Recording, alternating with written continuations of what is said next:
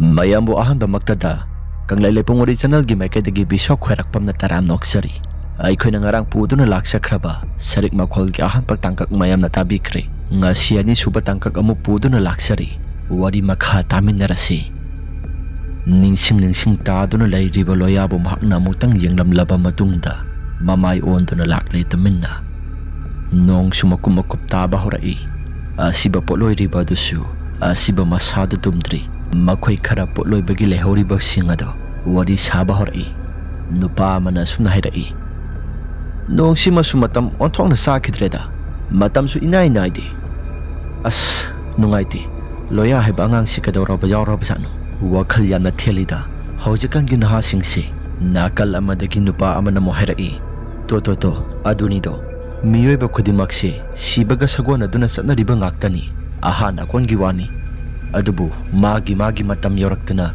loina sana kiba ngaktani adubu nungai badi oidre do amanamuk ngarang na sana hoy gida thokle ngasina loya hoy gida omuk thokle hayeng na kanagi oigadari bano khura laika si laigadabu yamna buki silakleda somdana maiba mani ayuk yahorak pamatam maduda masadu inam namsinduna hawgolai sumang ta phamliba mahaki nupin hairai makhoi oja mamangi khuna simina yamna toina thoi hai ado ngarang su thori yanduna mi ama sirami hai ngasi sumu yanduna sirami hai ngasi ayuk thori yanduna siramliba angang ado ngarang thori yanduna siba angang ado gi imung manung aduda sinbalangba posai kari karano thangtok thangjing yamna tawrami hai ngasai ayuk phawbada haibadi nongan phung tawrakpado madugi matam phawbada dum tawrami hai khangdre handak marak khulai kai sina tawriba mayam singasi gyam menga amate tadi khungi miyam singasi su kibana yadraba male manni gi nupi adugi wari pum namak singado taraba matam maduda ngarang ahin mahakna mangkiba manglana do maduga pulapun sina tuna masasi to phakto phaisan kre magi nupi namuk makha samthaduna hairai ngasai aina dukan thokpa matam da tarakpani khangdre handak marak silaitin yamna kalaba male awang thangba maung na haduna hairambani makhoi gi mari mata thoi haibra karino hairambani asumdana seba tawribadu sumapung phana loisingkre abunggi seba tawbadu mapung phana loisilaba matungda loyagi mathomangam singadu suloisingkre adamna loisingkhibado nong sumakum taribani seba tawbu loisingkhiba haibasi yamna wan hek loisingkhibani seba tawbu loiduna magi mayumda hanarakle ningthemga sawbaga sulairak pulle haiduna mabani pulap puna lakminai karino lambi sidimi amata phauksana dena karino sibo nong sinaga oiribra ningthem na hairakpani sawbana mukhummi ta ningthem karino pauga amata hekta drabo ngarang na handagi horaklaga mamsilapam matamasi loya na thori yanduna sikhiba mafam jaga asida nupi mayamna toina kap tuna khuna sinba thungna satli haiduna mayamna ngangnari basitadro thengnaba misu dum yawnarabani aidi tasena hairabada khuna silaiba phawda kisilakle sawbagi wafam pum namak singado taba matamda ningthemdi ngarang numidang wairanggi matamda mahakna thongal wang madu ukhiba nupidu ningsinglai wadi amata ngangdana ungduna dum satpana mayumgi konthong yaure haiba phaw kaure sawbana makha ta na hairai ta ningthem kari khalibano yum hendorakadore natragana ine sana hoja sangki kadoribro ningthem ado masadi ingakna ihe sanglaroi aidi wakhala mada kari gumba mada itaw tawduna wakhala si saloredana sanglaroi yumda dum halakadabani natai mado ngasai abungki tharam loisilaba matungda yumda hangkrabani ma mathanta leibadu nungairaroi ai adum sangkragi sawbana phare taning themadudi ai su sakragi nonga si imang mangbaga pungsu asum thingsilakle kharana ka kigalle aidi asi hairam laga nokna sawba su sakre konthong kansilakpada sana na kapagi khonjela matarai sana sumasinda masa nungsirabado kaina bagi maisakado khangduna aigi sadu pubikre haiduna mhaksu tengtha na oina na kaple ningthem suma sado hainingbadi oidre yumda sanglaba suma sasi pothafam ikhang khanglamde sana hoidagi kapliba mokhol mayam singa sina maki masado tawpham chapam amata khanglamde imungda sangsilakle thambasu ungduna phamduna leirami ningthem lakpa ubada mahakna taha asuna sangsilaktun hairai Tabcha aidi ngasai du mangkumbaga mata yaudri. Asumna lakak tawduna makha taana mo haidai. Yum gisu kari no khara loisilamage haiduna aisu manengi isanga ini sana hodele horabani. Adubu nungthilgi matamdo huisu yamna kappi. Asiana tholabadi thawai adu yumgi akoibada koi pai duna lei. Cheba loidri phawbadi adum pai duna lei haibatai ne. Ningthem su mahaki nupi Thambalgi matawdu da kumlai. Hainabani. Adubu wakal ne hinjina khanbana soiramba yai. Lao wari do gyan tana phamlaga sa sila yumyai sida wari saba nungaite. Asi haiduna mabani ki kaada sanglakle. Aduga Thambal na makha tana haidai. Ngasai gido wakal na khanbaga amata nati. Tasing na taraklabani. Ngasai thokiba thokdo kaya singado. Thambal na wari mathang ningthem da litharai. Asiba puthokraba matamni. Imungda sairiba pumnamak singado Thambal na loisinduna wasit lamsit tawduna leiringai matamni. Hui singa sisu hauna kapagi khonjel anakpada tarai. Nongthino mangbana ko isili. Hui na kapagi khonjel mayam singado. Nupi ani dusu ipa pakhatna. Matang aduda sakum thangba saruk adomda kanagumba amana sak sabagi mawongda khonjel ama tarai. Thambal amadi isan makhoi ani do yangnai. Mi siba haibasidabu imung ado tamnaba amadi thawai aduna sian chongduna sanai. Adugi sumathakta mi si adu su thauri yanduna sibo oibanina ningamdan sibo oibanina yum adu yamna tamnaba horai. Thambal do isan da mamai onslaktuna sumna hairai. Isan sakumda makhol ama taraklibasi nang buta tabro. Isan sutai ina mahaduna kumlai. Isan di kharaki gandabanina sakum lomda sangsinduna yiglusira haiduna hairai. Isal ki wafam pumnamak singado taba matamda Thambal na masado ipa pakhatna. As aidi sasi tu sungida aidi kaya hainadi huinaga marol ama pangkapta kapani. Asumna wari tawduna leiringai matam asida sakumda kanagumba amana sak sabag makhol takibado. Madu loikibagi makhol khud hamdokpagi makhol amasu tarakle. Aduga loisilaba matungda kon phengbagi makhol amasu tarakle. Makhol singaduna maram oiduna isanado sakumlomda sangingbana khanglakpa ngamdaduna mahagasi parap sangsinki. Isana sakumlomda sangsinkiba matam maduda haujik ngihaktangi mamangda taramba pumnamak singado karigumba amata hek tarakte. Haujik ngihaktangi mamangda makhol kari no yama taramba taine. Aduga karigumba amata sulairamdaba. Asi hana leiringai tanzaduda maning thangba saruk adomdo kanagumba ama leibagi sanel khara phanglai. Maning thangba saruk asida kanano ama leiribasi aibo muktang tholaga yengusira. Asi haiduna maning thong thangba maike asomda onduna yenglai. Adubu maning thong ado kanagumba amana hangdokhibagi mataw kumna thong ado ingang asinduna leibadu urami. Thong asidi ngasai ngasilamdabra thingsilamba taine ngasaibu aibu ko kasi ingawda ngawreda. Asum tawdana isanado maning thongda thoktuna yenglai. Adubu mahakna akoibada yenglapa matam maduda kanagumba amata sulairamde.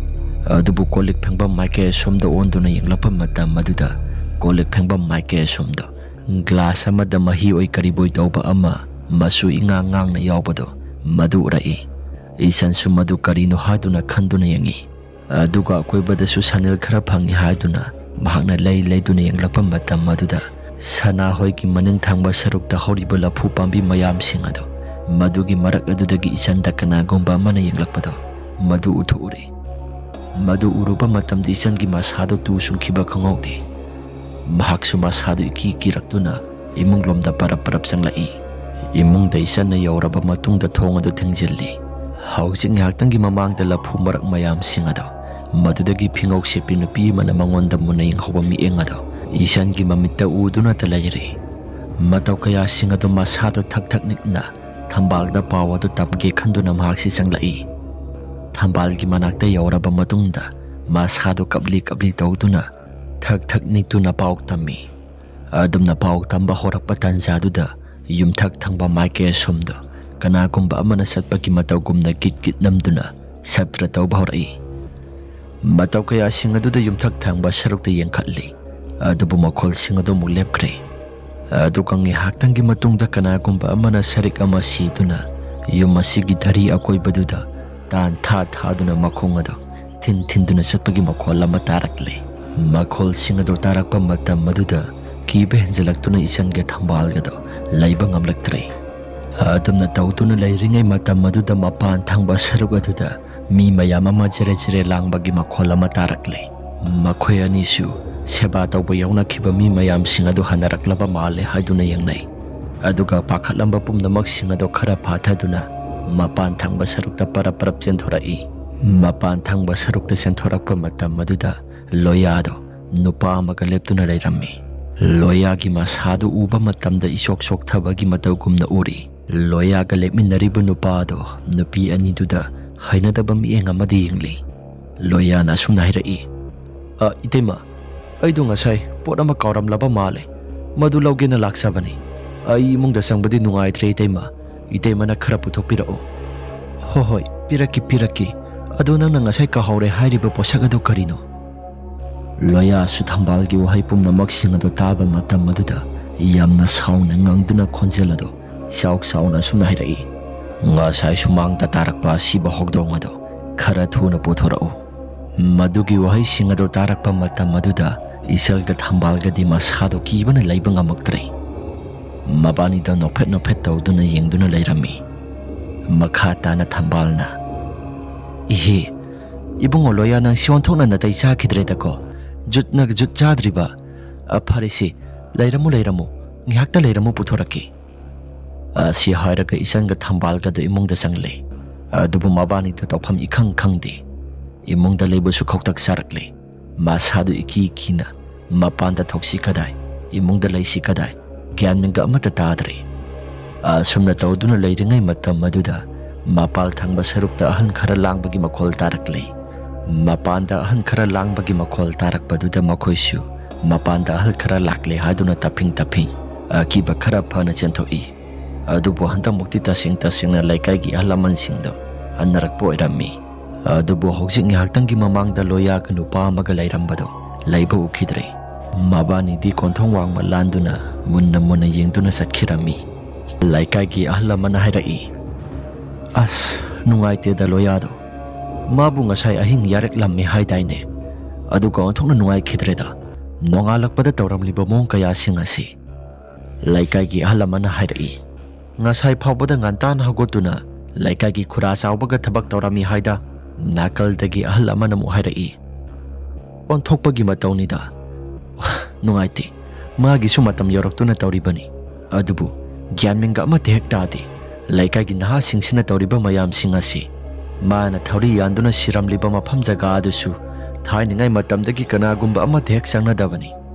ꯍꯟꯗꯛꯁꯤ ꯃꯗꯨꯒꯤ ꯃꯐꯝ ꯑꯗꯨ ꯑꯊꯦꯡꯕ ꯃꯇꯝꯗ ꯅꯨꯄꯤ ꯑꯃ ꯀꯞꯄꯒꯤ ꯈꯣꯟꯖꯦꯜ ꯌꯥꯝꯅ ꯇꯣꯏꯅ ꯇꯥꯏ꯫ ꯑꯩ ꯈꯛꯇꯁꯨ ꯅꯠꯇꯦ, ꯂꯩꯀꯥꯏꯁꯤꯗ ꯂꯩꯔꯤꯕ ꯃꯤꯄꯨꯝ ꯈꯨꯗꯤꯡꯃꯛ ꯃꯈꯣꯜꯁꯤꯡ ꯑꯗꯨ ꯂꯣꯏꯅ ꯇꯥꯏ ꯍꯥꯏꯅꯕꯅꯤ꯫ ꯂꯩꯀꯥꯏꯒꯤ ꯑꯍꯜ ꯑꯃꯅ ꯑꯃꯨꯛ ꯍꯥꯏꯔꯛꯏ, ꯍꯣꯏꯅꯦ, ꯃꯗꯨꯒꯤ ꯕꯣꯔꯣꯏ ꯄꯥꯝꯕꯤ ꯑꯗꯨ ꯀꯔꯤꯒꯨꯝꯕ ꯑꯃ ꯏꯇꯧ ꯇꯧꯏ꯫ ꯃꯃꯥꯡ ꯊꯛꯇꯗꯤ ꯃꯄꯥꯟ ꯁꯥꯗꯨꯅ ꯇꯦꯛꯊ ꯂꯣꯏꯅ ꯍꯦꯛꯇ ꯄꯥꯟꯕꯅꯤ꯫ ꯑꯗꯨꯕꯨ ꯍꯟꯗꯛꯇꯤ ꯃꯄꯥꯟ ꯐꯥꯎꯕꯗꯤ ꯂꯥꯏꯔꯗꯅ ꯃꯁꯥꯗꯨ ꯌꯦꯡꯕ ꯃꯇꯝꯗ ꯏꯀꯤ ꯀꯤꯔꯒ ꯏꯁꯥꯁꯤ ꯀꯔꯤꯒꯨꯝꯕ ꯈꯔ ꯐꯥꯎꯏꯗꯣ꯫ ꯃꯪ ꯀꯨꯝꯃꯨꯔꯕ ꯃꯇꯨꯡꯗ ꯑꯍꯜꯁꯤꯡ ꯑꯗꯨ ꯉꯥꯏꯍꯥꯛꯇꯪ ꯑꯣꯏꯔꯕꯁꯨ ꯐꯝꯗꯨꯅ ꯋꯥꯔꯤ ꯋꯥꯇꯥꯏ ꯁꯥꯅꯕꯅꯤ꯫ ꯑꯗꯨꯕꯨ ꯁꯅꯥꯗꯤ ꯏꯃꯨꯡꯗ ꯆꯪꯈꯤꯕꯗꯒꯤ ꯊꯣꯛꯂꯛꯇ꯭ꯔꯤ꯫ ꯊꯝꯕꯥꯜꯅ ꯂꯩꯀꯥꯏꯒꯤ ꯏꯅꯦ ꯑꯃꯗ ꯑꯁꯨꯝꯅ ꯍꯪꯉꯤ, ꯏꯅꯦ, ꯀꯩꯗꯧꯕ ꯌꯥꯎꯔꯕꯒꯦ ꯍꯥꯏꯁꯤꯕꯨ?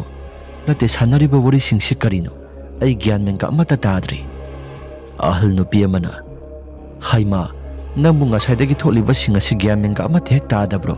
ꯂꯣꯌꯥꯗꯣ ꯃꯃꯥꯡ ꯂꯩꯀꯥꯏꯒꯤ ꯕꯣꯔꯣꯏ ꯄꯥꯝꯕꯤ ꯑꯗꯣ ꯃꯗꯨꯗ ꯊꯧꯔꯤ ꯌꯥꯜꯂꯒ ꯁꯤꯔꯝꯂꯤꯕꯅꯤꯗꯅ꯫ ꯈꯪꯗ꯭ꯔꯦ, ꯁꯛꯐꯝ ꯑꯃ ꯏꯀꯥꯏꯅ ꯍꯦꯛ ꯇꯧꯔꯝꯃꯤ꯫ ꯒ꯭ꯌꯥꯟ ꯃꯦꯟꯒ ꯑꯃꯠꯇ ꯍꯦꯛ ꯇꯥꯗ꯭ꯔꯦ ꯂꯩꯀꯥꯏꯒꯤ ꯅꯍꯥꯁꯤꯡꯁꯤ꯫ ꯑꯍꯜ ꯅꯨꯄꯤ ꯑꯗꯨꯒꯤ ꯋꯥꯍꯩꯁꯤꯡ ꯑꯗꯨ ꯇꯥꯕ ꯃꯇꯝꯗ ꯍꯧꯖꯤꯛ ꯉꯥꯏꯍꯥꯛꯇꯪꯒꯤ ꯃꯃꯥꯡꯗ ꯂꯣꯌꯥ ꯂꯥꯛꯂꯝꯕꯗꯣ ꯃꯗꯨ ꯅꯤꯡꯁꯤꯡꯂꯛꯏ꯫ ꯑꯁꯨꯝ ꯇꯧꯗꯅ ꯊꯝꯕꯥꯜꯅ ꯃꯍꯥꯛꯀꯤ ꯅꯨꯄꯥ ꯅꯤꯡꯊꯦꯝꯗ ꯋꯥꯔꯤ ꯄꯨꯝꯅꯃꯛꯁꯤꯡ ꯑꯗꯨ ꯂꯤꯕ ꯂꯣꯏꯁꯤꯜꯂꯤ꯫ ꯋꯥꯔꯤꯁꯤꯡ ꯑꯗꯨ ꯂꯤꯕ ꯂꯣꯏꯁꯤꯜꯂꯛꯄꯗ ꯃꯁꯥꯗꯨ ꯀꯞꯂꯛꯏ꯫ ꯃꯥꯒꯤ ꯅꯨꯄꯤ ꯊꯝꯕꯥꯜꯒꯤ ꯃꯇꯧ ꯀꯌꯥꯁꯤꯡ ꯑꯁꯤꯗ ꯅꯤꯡꯊꯦꯝ ꯑꯗꯣ ꯃꯍꯥꯛꯀꯤ ꯅꯨꯄꯤ ꯊꯝꯕꯥꯜꯕꯨ ꯀꯣꯟꯁꯤꯟꯕꯤꯗꯨꯅ ꯊꯦꯝꯂꯛꯏ꯫ ꯌꯥꯔꯦꯁꯤ, ꯋꯥꯈꯜꯅ ꯄꯪꯈꯟꯗ ꯈꯟꯖꯤꯟꯕꯒꯤ ꯑꯣꯏꯔꯝꯕꯁꯨ ꯌꯥꯏ꯫ ꯅꯪꯅ ꯚꯥꯞꯅ ꯁꯥꯒꯠꯇꯨꯅ ꯃꯤꯠꯇ ꯄꯪꯎꯗ ꯎꯕ ꯑꯣꯏꯔꯝꯕꯁꯨ ꯌꯥꯏ꯫ ꯀꯔꯤꯒꯨꯝꯕ ꯑꯃꯠꯇ ꯈꯜꯂꯨꯅꯨ꯫ ꯅꯤꯡꯊꯦꯝꯅ ꯍꯥꯏꯖꯕ ꯊꯦꯝꯖꯕꯒꯤ ꯋꯥꯅꯤ꯫ ꯃꯥꯁꯨ ꯋꯥꯈꯜꯗꯗꯤ ꯀꯔꯤꯒꯨꯝꯕ ꯈꯔꯗꯤ ꯇꯧꯔꯕꯅꯤ꯫ ꯃꯉꯣꯟꯗ ꯊꯣꯛꯂꯤꯕ ꯃꯌꯥꯝꯁꯤꯡ ꯑꯁꯤ ꯑꯃꯠꯇ ꯍꯦꯛ ꯇꯝꯗꯅ ꯃꯍꯥꯛꯀꯤ ꯅꯨꯄꯤ ꯊꯝꯕꯥꯜꯕꯨ ꯊꯦꯝꯂꯤ꯫ ꯂꯣꯌꯥꯒ ꯑꯕꯨꯡꯒꯒ ꯂꯩꯈꯤꯗ꯭ꯔꯕ ꯃꯇꯨꯡ ꯅꯣꯡ ꯅꯤꯅꯤ ꯑꯗꯨꯗꯤ ꯂꯩꯀꯥꯏ ꯑꯁꯤ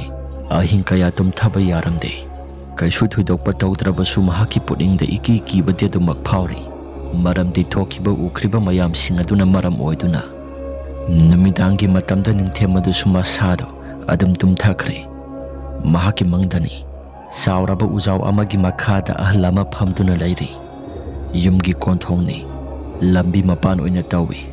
Ahal adu yengba matamda yamna ahal oire. Mapangkal su ison son unsa ikhui isang sang laba makoy adusu pungaw hekta ngawi. Lambi da dum saliba mayam sing aduna su ahal adubu munna yengduna sali. Adubu kari kumba amata hek hangdana tumin sanaki. Thajadana nupa amana sanglakhi. Aduga ahal aduda hangi. Ipu, numisu tasilakli. Yumda sangba yadabra. Isa ngamdragana ay mateng pangjaramgi ipu. Hangliba wahang adu anaba pakhum amada ahal aduna kumlai. Isu nupa mafam asidagira. Nupa aduna sumani haiduna kumi. Maduda ahal aduna sumna hairaki. Oh, nangsu mafam asidagi oire.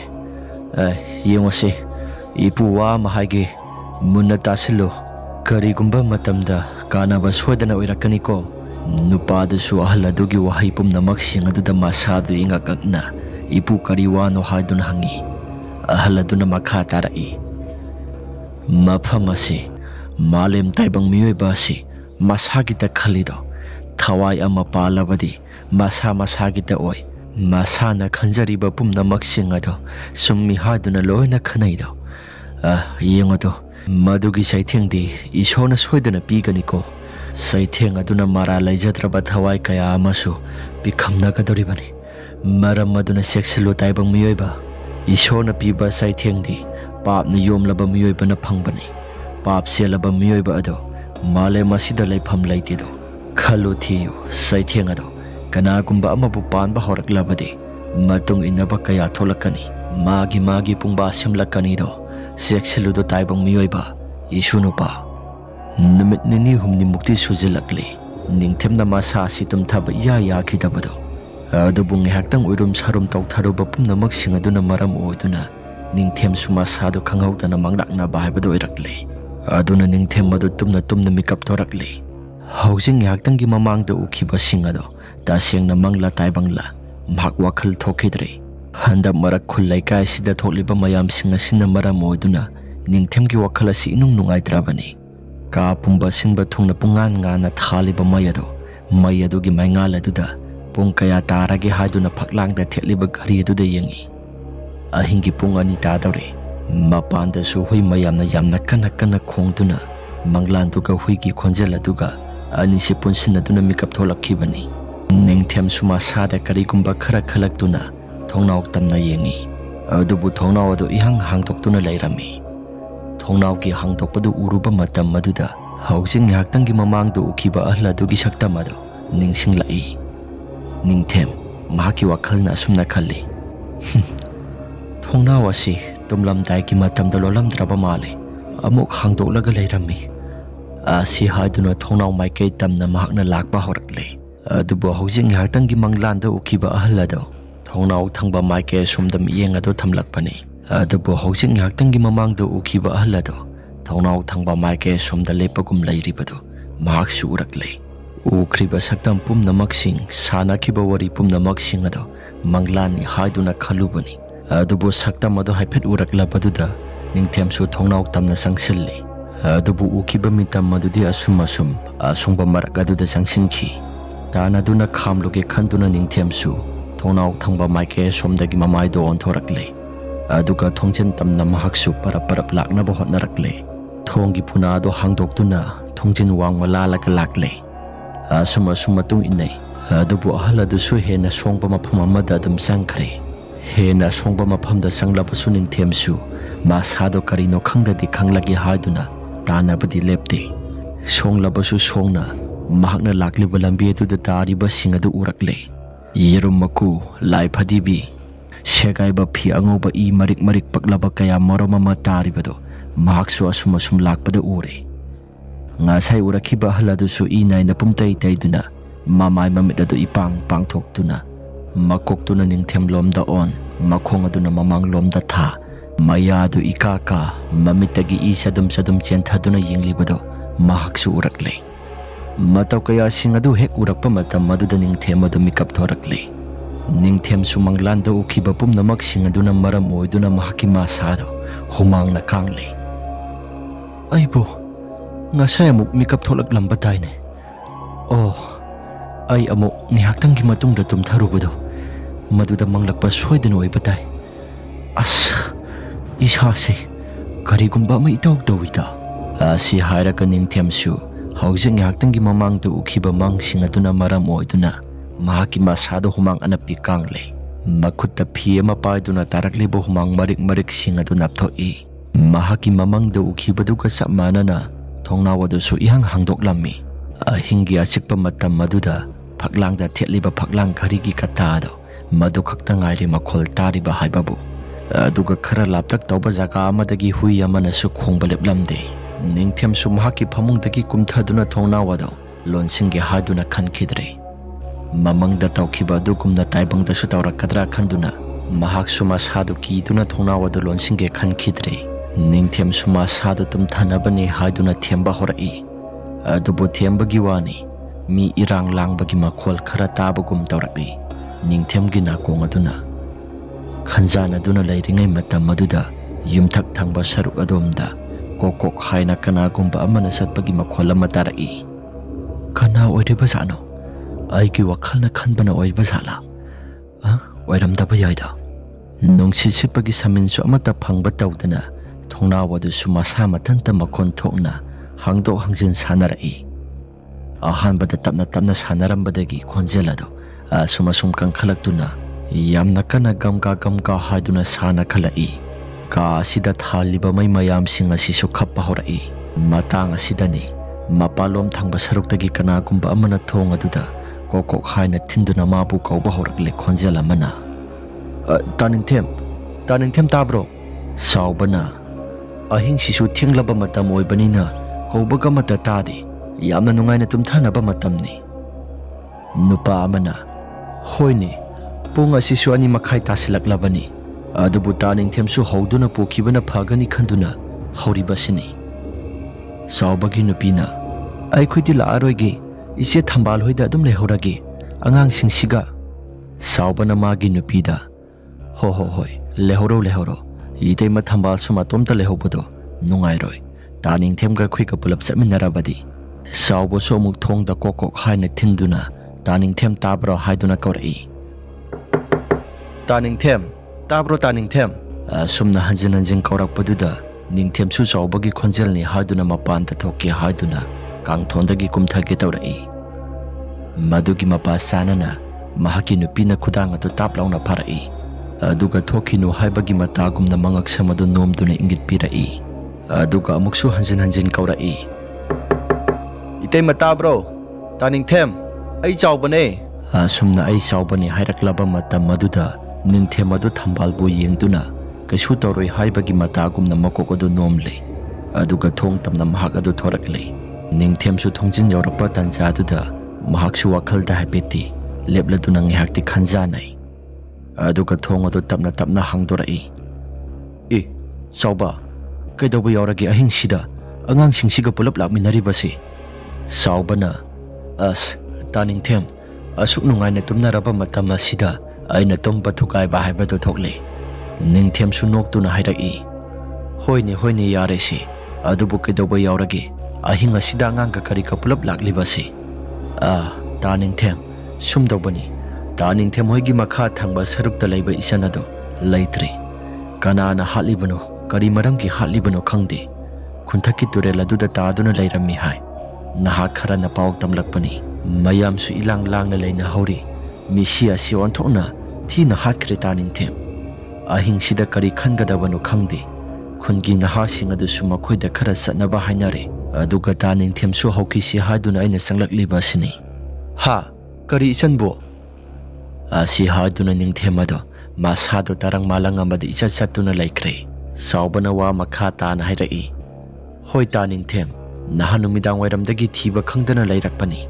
Saubaga lakminariba nupa aduna taningthem Nahando abung hoigi makoigi asifamdo madudagi halaklaga isando mahaki masado karino isawda sawi hai aduga yengba matamda su mahaki masado karigumba ama itawk tawduna lay hai aduga karigumba matamdana masado ipa pakatpa ituk thukatpa kaya marom ama tawi hai khangdre nahando ising sokpa chatkani haiduna sakhibani hai aduda laino ongnaribra natraga kari kamai tawraga siribano gyan minga ama tek tade aduna ahinga si makhoi lekduna kari karino khara khanarusi haiduna laklibani madugi wari pumnamak sing ado taba matamda phamungda lehoriba ningthemgi thambal ado mahaki masadok tawpham chafam khangdana thak thak niktuna kiba phaurakle ningthem su adu mangai mahaki nupina libi khiba wari pumnamak sing ado magi nupi do onthoktuna yenglai adubu oiriba phiba maduna khangle ningthemgi thambal adu yamna kire haiba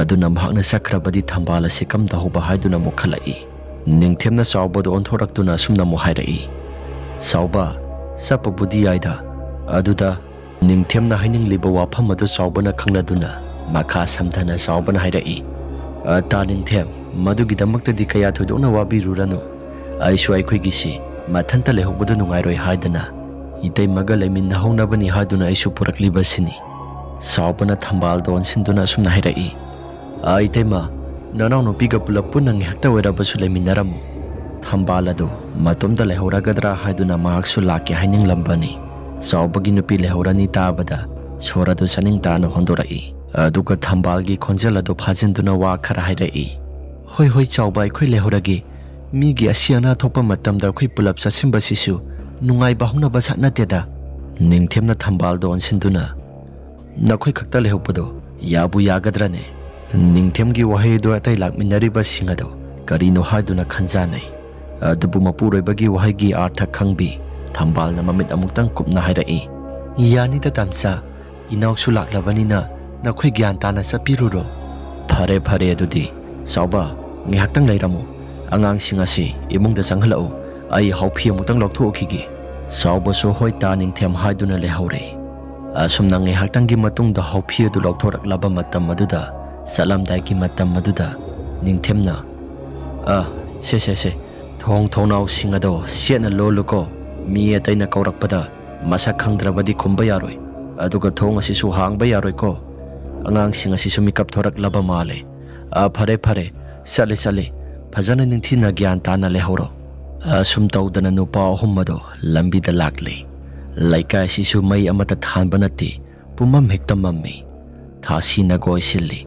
nong naga mangbaga pumam hektamami masak masadi amata unaba nate waridi sara saraga lai makhoina sum lakpa tanjaduda maning thangba sarukado mi ama inarakpagi matawgumna tawrakle aduga nakal thangbada lairiba khongban singado laitum langakpagi makhol sutai adubu makhoi singado kibana diadre kiraba sumakhoi wadi amata hainaba tawdana adum tumina lakli akiba marak aduda Akitu jungba phawna tarkliba makhol mayam singado madugi akiba singado thugaiduna sawbana hairai khangdre tawrisi ngasi de lambi asia suki matik yamna sangi ningthemna aduni ne sawba sangsu sangkhre ngasi gi lambi asi nupa madudi masado kibana yasilaktra asumna kina hairai kaino noibu tungda mi ama lakpagum tawribasi noibu karigumba ama te hektadro kanano muktang di yunguba makhoi ahom de su chatlambada sablepi aduga tung thangbada lakpagi makhol tarakhibado makhoi ahom na lepaduda amuk sablepi makhoi ahom gi mataw kaya singado loina di kinare ningthemna sum leidana yenglakpa matam maduda warak adom thangba sarukta nupa amaga nupi amaga gi mitam leiribado madu urakpada ningthemna sawba Ada uribasi aiki mitna punguda uribra maina ka mai mambane aiki mit asina punguda uribra nang amuktang yengu sawba su kadom dano haiduna mamai tu leiduna yenglai maduda nupa maduna asum warak thangba saruk asumdani ai tapna satpa ngamlaroi isa se kibana yaraktre khara thuna salasi ai kala asi nikpana yaraktre ningthem noi bukhara thuna khong adu thangsida ai khara thuna sapa pami nupa dugi mata oduda Saubaga ningthemgadi masado kiba pakhatpadi hairunu nokningba amasu phauраklabani nupadugi mataw aduda ningthemna ibo nang ama nupi oina poklamgadabani nupaduna kiba phauribasi ai khaktaro nupasu kiba phaubani ko asum tawna lakpana isan hoigi mayum adu yauri mayam singado kaptaba amata yaudri loin hekta kapnari sakai adugi oina matomta yaugjabi ningolni isan ki mamana karino ai ki sana toriba mong mataw singa sibo ai yengba amata ngamdre asuk mihat thina hatpa kanana kari maramgi damakta sumna tobiribano asumna kapna hairakpani aubungi matawgumna ahingado yarektuna thamlasi haduna makoisu hainarakle aduga nongalaklaba matungda mathomangam punna pangthoklasi haduna khanakhre handa khuna sida misimina toina thoraklibasi masida ahalamana hairai as khunasi lairam tilam kari kumba ma isoi soiba male thangnaba khungi oja maibado amuktang unarusi nupa amana hoine oja maiba manido amuktang di tana duna yengsido handak aikhoigi khunasi kari kumba ma itok tawrabani wakhalasi laitafam amate he khangdi hoine adum hek tawrasi natrabadi khunasi khuntak lansiba thoktuna mathang tawraklabadi noma natraga nomadi khunasi soidana mutkiba yana lairi maninglomgidi ayambana khunasi mathang hongnakre khangdre handak aikhoigi khunasida tawriba mayamasi ningthemda onsinduna ahalamana ningthem nanga tawraga kanano nakhoi naha khara tawduna thangnaba khullasigi oja maibado mado hayeng amutang unaruro aikhoina sumda sinba langba tawringaida yengo isa asigi misi asi yamna tamthina hatli aina sum khanbada laigi tingi mari yamna leinaramgadaba mali aigi wakhalondani ko maya masisu laigi tingi oiramgadaba mali haduna wakhalonda khanarakle handak tholiba thokdok mayam singasi aigi yumda thoktrabasu unaraba khangnaraba ngaktani apipa khula sida sayolamada mi mari manga sijilaklabadi aikhoigi khulasi khuntaklan siraktuna noma natraga nomadi khunasi mutpa haibadu masana tarabani ahal adugi wafam singado mayam sutanari aduga isalgi asiba haksang ado phi angauba aduna makok phauba kupsinduna mangolgi phamelta thamli mayam ado wari tawna leiringai matam maduda isangi mama aduna isa hingalai asi haduna hairakle mayam adu suphamlambadagi phupuk hagotnai aduga sensinnarai mayam sensinnarakpaga ure sire haiduna tawruraba isanado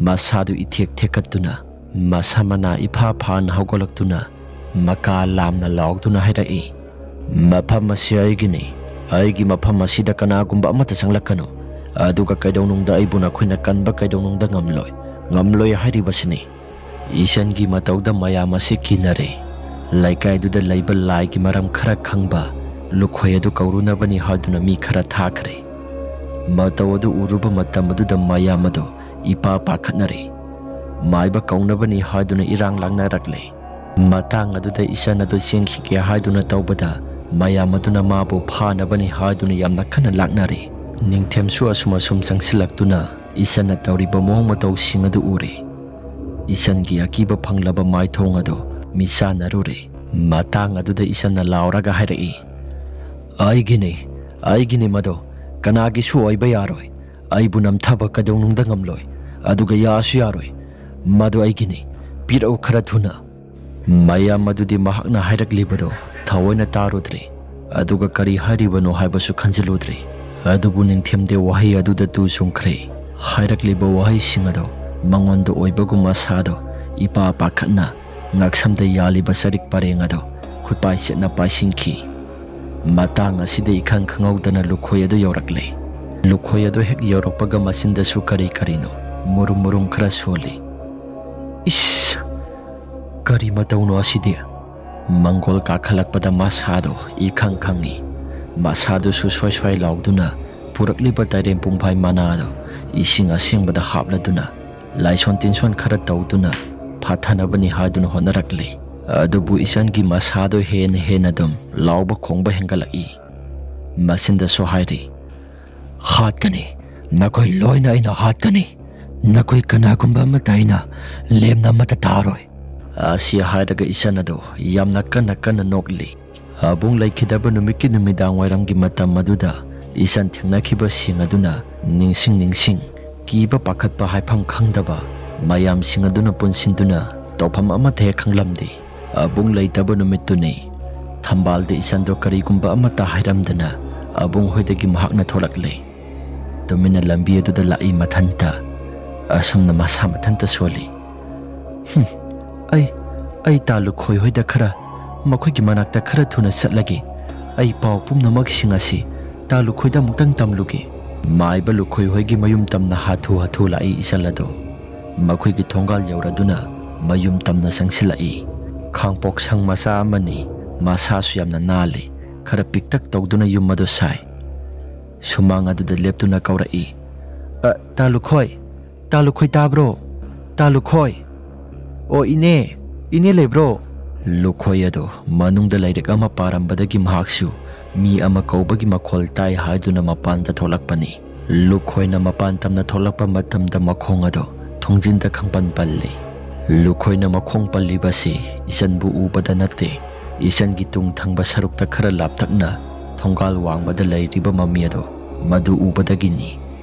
Lukhoi gi matau kaya singaduda isan na masade karigumba khara khanduna asumna hairaki. Talukhoi, ai talukhoi unaba lakpani wari amata sanada yadre. Lukhoi do khautak sai mana tauribado isanta nati. Mahaki maning thangba sarukta lepliba mami aduda mahaksu uba matamda khara khautak saribani. Lukhoi maiba tamlibani adubu mahana khangba haibadi mayama ma khangle haire haiduna mi gi laigi tingi thabakti kaya satri. Adubu mana yengbasi yamna summi haiduna mayamna hainaribado thajaduna isandu magi manakta laklibani. Lukhoi su akiba pumnamak singado phajinduna isanda sumna hairai. Isan kari leiragi. Ai kaupu kauri nang ngai haktang leiramuko ai phatholakki. Isan su hoita lukhoi haiduna lehawi. Kumbudi khumi haibabu isana sumna wakhalda khalai. Karino masigi nupa asibu Mangola sida kakhalaga ngi haktang leiramo hairabasu yai. Masigi nupa si kaino maniko. Lukhoi ado imungda sanglakle. Aduga magi jantra do makhut chetna paiduna asumna hairai. Sumgani masi soidana oigani soidana manglani. Kamdawni asidi kalhokdabasu yadabani. Asi hairamlaga lukhoi ado amuk hana thorakle. Amuk hana tholakpa matamda jantra aduda mami aduna isauk sauna yenglai. Adubu mami ado upaiti leita yenglamlaba matungda tapna mami samduna mangkhri. Madugi matam maduda isanda lukhoi na onsinduna. Isan kari leiragi hayu tasi. Talukhoi ai talukhoi gi inakta laklaga wari ma sagena tawribani. Adugini aina laklibasi. Hoine adubu haiba yamna luba thabaklo. Yamna budi ludeda ada wari ama. Hoine wari do karino kok hekta hayu. Lukhoi da isanna mangonda thokiba wari pumnamak sing adu liduna khangalle. Matang aduda lukhoi na wahi ama khak hairai. Nang chalo sathokano yumdagi haujik amata sathokpa yade. Nang yumda dum laikadabani. Aduga si masi masu sarik maru asi nang na siri belik aduda hapsillu. Aduga mana karikumbada likasi hekta lokthokpa yade. Masigi sarik maru si heklak thoklu bathoklabadi nang awaphamda soidana taagani. Awaphamda taraklabadi nang ai kanagumba amatana kanba ngamloi. Asi haiduna isanado lukhoine pirakliba likado mahakna puraktuna yum tamna lakle. Mahakna yum tamna lakpa matam maduda lukhoine hairakliba wado loin hekta kaukthokladuna lekaduda lukhoine pirakliba sarikado hapsinba kauduna tebal mathakta thamhore. Aduga numidangi thabak hathu tawduna mahaksu thabak tawbada loina kaukre. Mamsilakpa matam maduda maning thongado hangdoktuna kolek singado phengi haiduna tawrakle. Adumna tawringai matam maduda mahaki maning thangba saruk aduda kanagumba ama laibagi matawgumna tawba horakle. Aigi tunga sida kanano. Tunga sida kanagumba ama laibagi matawgumna aingonda phoribasi. Asibu sumlibra. Asi haiduna tunglai thoktuna yingluba matamda kanagumba amata sudairamde. Mataw singaduda isanado masasi ipapa katuna. Ngasay ayuk abunggi mayumda tawkiba pumnamak singaduna maramoyduna Masasi ipa pakatuna mahaksu kolik penglamba pumnamaksin adu loisilaba matungda imungda para-parap sanglakli. Aduga mahaki kaada phamthai. Aibu ngasai talu khoina kari-karino khara hairakiba taine. Sariktuna kadomda laikhraba sano. Asi haiduna sarik ado koithi thiba horakle. Sarikto thiba yaba thirabasu phangba kauba laikhidre. Adumna thirakpaduda kangkha lukhada laibra haiduna koima ma aduna thiba horakle. Tanza sana maya sisu putlaung hekta mukre. Adumna mai mutkhibadudha mahaksu masada karigumba ama khalakle. Adubu kaya thoidongna khanjilubadi tawrudana ma aduna yenglakle. Adumna mara-maraga yenglakpa tanza aduda kangkha makha thangba sarak aduda kanagumba amagi khut mathakta isengi khut aduna thamlure. Adumna thamluba matam aduda mahaki masado ipa pakhalai. Khusado su isot sotli. Aduga inai taibagi matawgumna mahaki masado satorakpa matamda khanglakle. Tanza asida mai adusu lakle. Adubu mahaki makuta tairakhiba iyado karigumba amata hek tairamde. Adubu masasi ipa pakhatna kana laike haiduna yengi. Adubu kanagumba amata hek lairamde. Karino hausi aina pairambadubu migi khusa natra. Asi haiduna khanduna lairengai matam maduda kangkha makhaduda mi amana sarik ama paiduna sarik khingba makhol ama taba horai. Asumna phawrapa tanjaduda isanado kangkha makhada tamna haithaduna yengi. Adumna yengba matam maduda mayek sengna ure. Nupara nupira khangdaba ama masamana ipha pharaga isanda sagadabagi yenglibado mahaksu urakle. Adumna urakpa tanjaduda mahaki masasi kibana yaraktre. Ima haiduna amuktang yamna kana laurai.